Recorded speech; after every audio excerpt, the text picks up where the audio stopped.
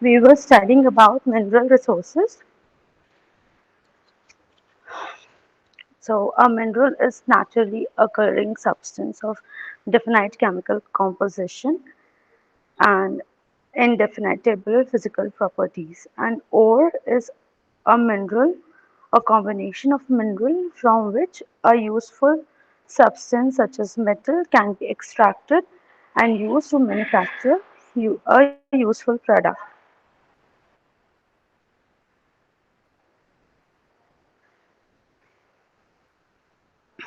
Minerals are formed over a period of billions of years in the Earth's crust. Iron, aluminium, zinc, manganese, and copper are important raw materials for industrial use. Important non-metal resources, which includes coal, salt, clay, cement, and silica. Stone used for building materials such as granite, marble, limestone constitute another category of minerals. Minerals with special properties that human values for their aesthetic and ornamental values are gems such as diamonds, emeralds, and rubies.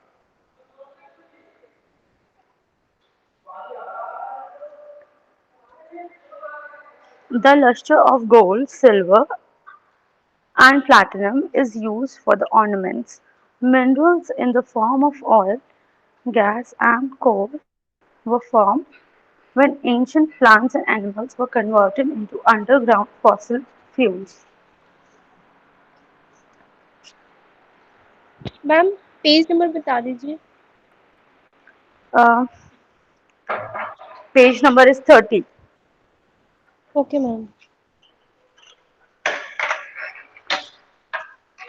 Minerals and their ores need to be extracted from the Earth's interior so that they can be used. The process is known as mining. Mining operation generally progress through four stages. First is prospecting, which is searching for minerals. Exploration, assessing the size, shape, location, and economic value of the deposit. The third is development, which is work for preparing access to the deposit so that the mineral can be extracted from it. And the fourth is exploitation, which is extracting the minerals from the mines.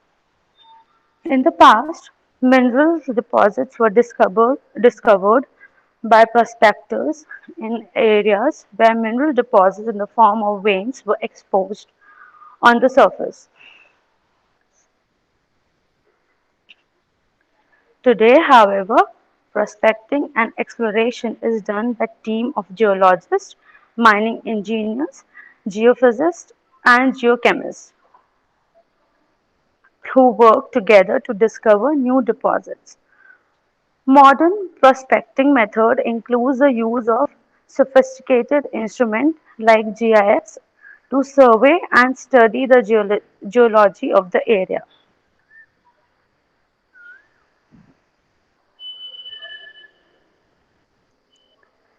Uh, Shivani, did you get the page number? No ma'am. Page number 30, you didn't get it? The mineral resources.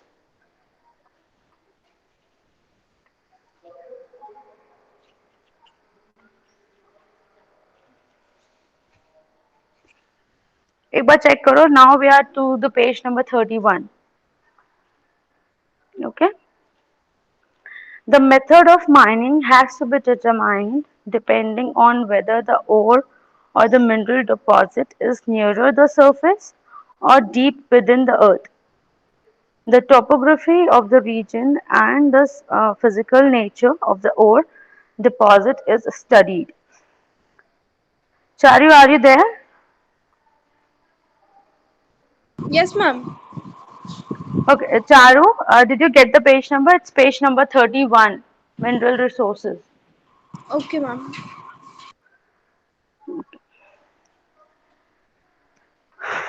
So the mines are of two types. First is the surface, which is open cut or stripe mines, or deep or shaft mines. The coal, metals, and non-metallic ferrous minerals are all mined differently depending upon the above criteria. The method chosen for mining will ultimately depend on how maximum yield may be obtained under existing condition of minimum cost, with the least danger to the mining personnel. Most minerals need to process before they become usable. This technology is dependent on both the presence of the resource and the energy necessary to make them usable. The mine safety. Mining is hazardous occupation and the safety of the mine worker is an important environmental consideration of the industry. Surface mining is less hazardous than underground mining. Metal mining is less hazardous than coal mining.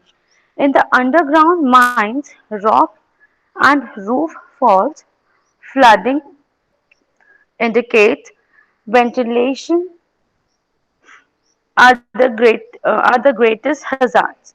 Large explanation. Okay, someone has entered the class. Just a minute.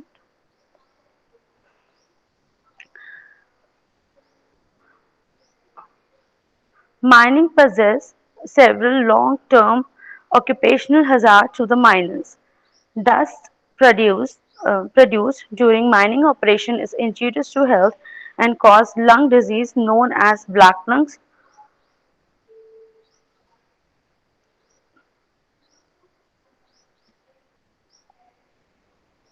or pneumoconiosis. Fumes generated by incomplete dynamite explosion are extremely poisonous. Methane gas emanating from the coal starter is hazardous to the health, although non-poisonous in the concentration usually encountered in the mine air. And radiation is a hazard to uranium mines. Environmental problems. Mining operations are considered one of the main sources of environmental degradation. The extraction of all these products are from the lithosphere and has a variety of side effects.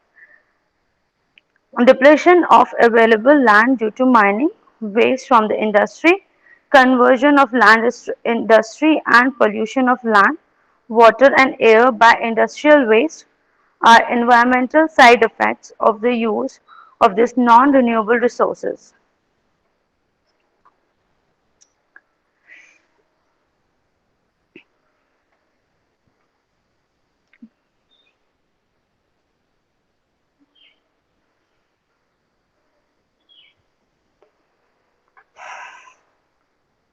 Okay, Good morning. morning. Public awareness of this problem is of a global nature and government actions to stem the damage to the natural environment have led to numerous international agreements and laws directed towards the prevention of activities and events that may adversely affect the environment. Okay, and the next is food resource. Okay, Shivani, start reading from food resource.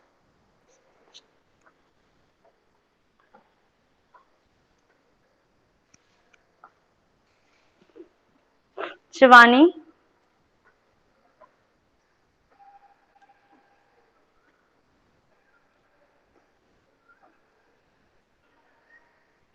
Shivani, Shivani, am I audible to you?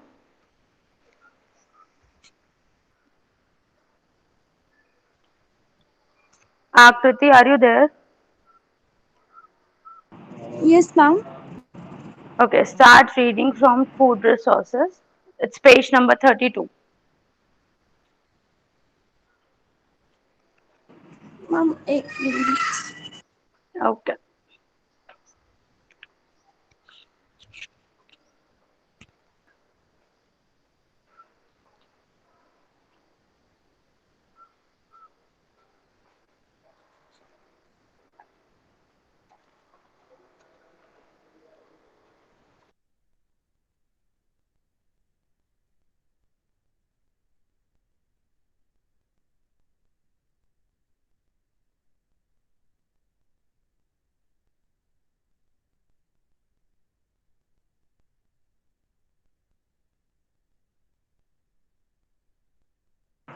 Ma'am, page number.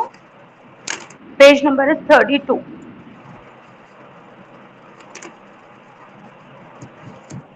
Ma'am, food resources.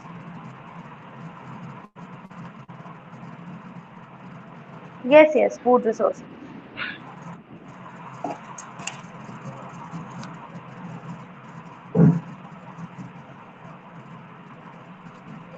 Today, our food comes almost entirely from agriculture, animals, husbandry, and fishing. All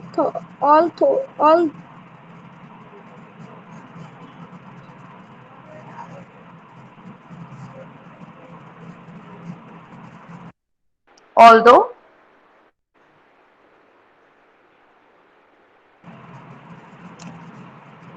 India is self-sufficient in productions. It is only because of modern patterns of agriculture that are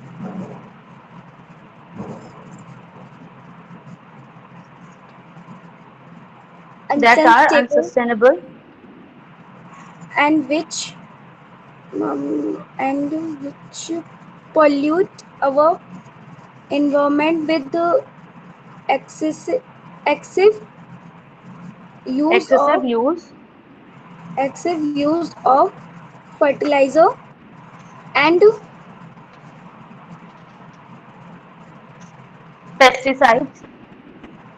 pesticides. मैं और आगे पढ़ना है? हाँ हाँ पूरा पढ़ने दो. The FAO defines the FAO defines sustainable agriculture as that which conserve land, water, and plant and animals. Genetic resources does not degrade the environment and is a commercial.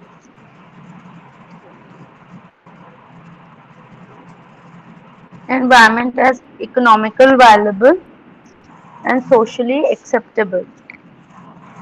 Mummy मेरी लाइन गायब हो गई. अच्छा okay stop. Charu, Charu, continue this. Charu,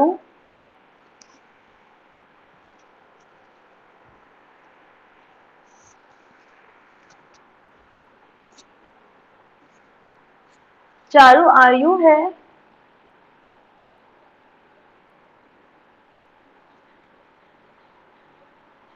Those people don't want to respond. I'll not mark friends. I'll not be marking them present. Okay.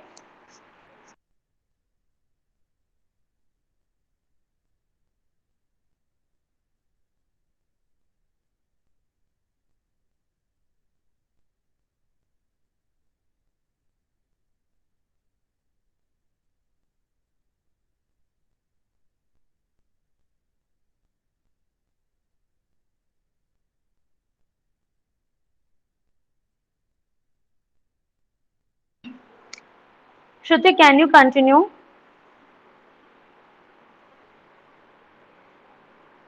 Yes, ma'am. Please continue The from FAO here. defines sustainable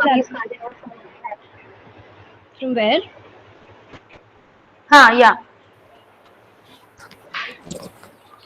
Okay. The FAO defines sustainable agriculture as that which conserves land, water, and plant and animal genetic resources, does not degrade the environment, and is economically viable and socially acceptable. Shruti, just Most of our bit large slow. farms, Bit slow. okay, थोड़ा सा slow. most of our large Most of our large farms grow single crops, monoculture. If this crop is hit by a pest, the entire crop can be devastated, leaving the farmer with no income during the year. On the other hand, if the farmer uses traditional varieties and grows several different crops, the chance of complete failure is lowered considerably.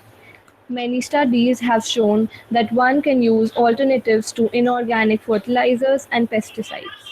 This is known as integrated crop management. World food problems. In many developing countries where populations are expanding rapidly, the production of food is unable to keep pace with the growing demand. Food production in 64 out of 105 developing countries is lagging behind their population growth levels. These countries are unable to produce more food or do not have the financial means to import it. India is one of the countries that have been able to produce enough food by cultivating a large proportion of its arable land through irrigation. The Green Revolution of the 60s reduced starvation in the country. However, many of the technologies we have used to achieve this are now being questioned. Our fertile soils are being exploited faster than they can recuperate. Forests, grasslands, and wetlands have been converted to agriculture use, which has led to serious ecological questions. Our fish resources, both marine and inland, show evidence of exhaustion. There are great disparities in the availability of nutritious food. Some communities, such as tribal people, still face serious food problems leading to malnutrition, especially among women and children. Should I continue? Yeah. These issues bring in new questions as to how demands will be met in future even with the slowing of population growth. Today, the world is seeing a changing trend in dietary habits. As living standards are improving, people are eating more non-vegetarian food. As people change from eating grain to meat, the world's demand for feed for livestock based on agriculture increases as well. This uses more land per unit of food produced, and the result is that the world's poor do not get enough to eat. Women play an extremely vital role in food production, as well as cooking the meal and feeding children. In most rural communities, they have the least exposure to technical training and to health workers trained in teaching, learning on issues related to nutritional aspects. Women and girls frequently receive less food than the men. These disparities need to be corrected. In India, there is a shortage of cultivable productive land. Thus, farm sizes are too small to support a family on farm produce alone. With each generation, farms are being subdivided further. Poor environmental agriculture practices such as slash and burn, shifting agriculture, or RAB cultivation degrade forests. Globally, 5 to 7 million hectares of farmland is degraded each year. Loss of nutrients and overuse of agriculture chemicals are major factors in land degradation. Water scarcity is an important aspect of producing agricultural outputs. Salinization and waterlogging has affected a large amount of agricultural land worldwide. Loss of genetic diversity in crop plants is another issue that is leading to a fall in agriculture produce. Rice, wheat, and corn are the staple foods of two-thirds of the world's people. As wild relatives of crop plants in the world's grasslands, wetlands, and other natural habitats are being lost. The ability to enhance traits that are resistant to diseases, salinity, etc., is lost. Genetic engineering is an untried and risky alternative to traditional crossbreeding. Okay, Shruti, thank you. And we'll be starting this food security in our next session.